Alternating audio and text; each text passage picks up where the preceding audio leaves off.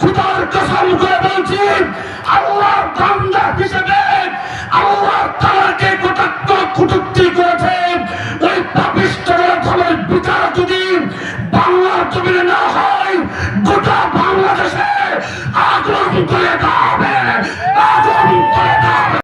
আবুল সরকার নামে একটা বাউল শিল্পী আছে না, আচ্ছা কথা বলে নাই, সে কি করলো?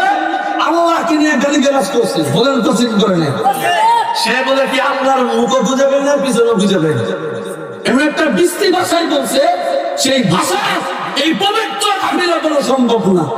আমরা বলি তুমি বাউল ফাউল যাই করবা, তোমার জায়গায় তুমি করবা, আমাদের জায়গায় আমরা, কথা ঠিক। কিন্তু সেই গানের ভিতরে আমার আল্লাহকে নিয়ে, আমার রাসূলকে নিয়ে একটা হাসা হবে। সে কি বলে জানেন? বলে কুল আউযু বিরাব্বিন নাস মালিকিন নাস ইলাহিন নাস। আল্লাহ বলে নাচতে বেশ জোরে করে নাউজুবিল্লাহ। আল্লাহ সে বলে আল্লাহ নাচতে কইছে, অথচ ছোট ছোট বাচ্চারা যে মক্তবে পড়ে হুজুরে তারা শেখায় যে কুল আউযু বিরাব্বিন নাস, নাস শব্দটা তো মানুষ। বলেন শেখায় কি শেখায় না? স্কুলের ছোট ছোট বাচ্চারা মাদ্রাসা স্কুলে যে ইসলাম শিক্ষা বই পড়ে সেখানে অনুবাদ আছে কুল আউযু বিরাব্বিন নাস, নাস শব্দের অর্থ মানুষ।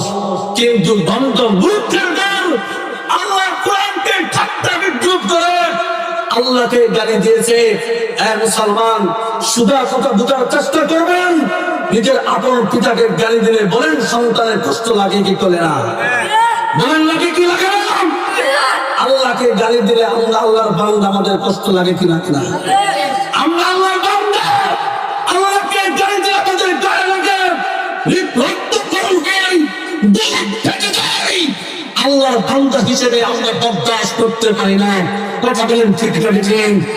হাত থেকে আবু বকর সিদ্দিক বেঁচে থাকতো, কুরআনে আল্লাহর বাকুল আবুল সাইদার আল্লাহর জমিনে থাকতে পারতো না। কথা বলেন ঠিক না ঠিক?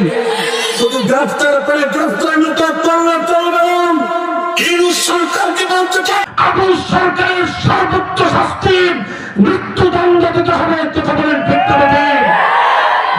যদি সরকার ব্যর্থ হয়, খোদার কসম করে বলছি, আল্লাহর বান্দা হিসেবে আল্লাহ তাআলাকে কটাক্ষ কটূক্তি করেছে ওই পাপিষ্ঠের ফলের বিচার যদি বাংলার জমিনে না হয়, গোটা বাংলাদেশে আগুন করে দেওয়া হবে, আগুন করে দেওয়া হবে।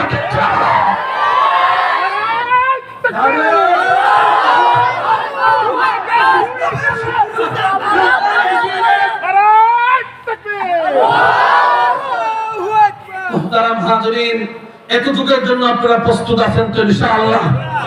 আছেন তো ইনশাআল্লাহ?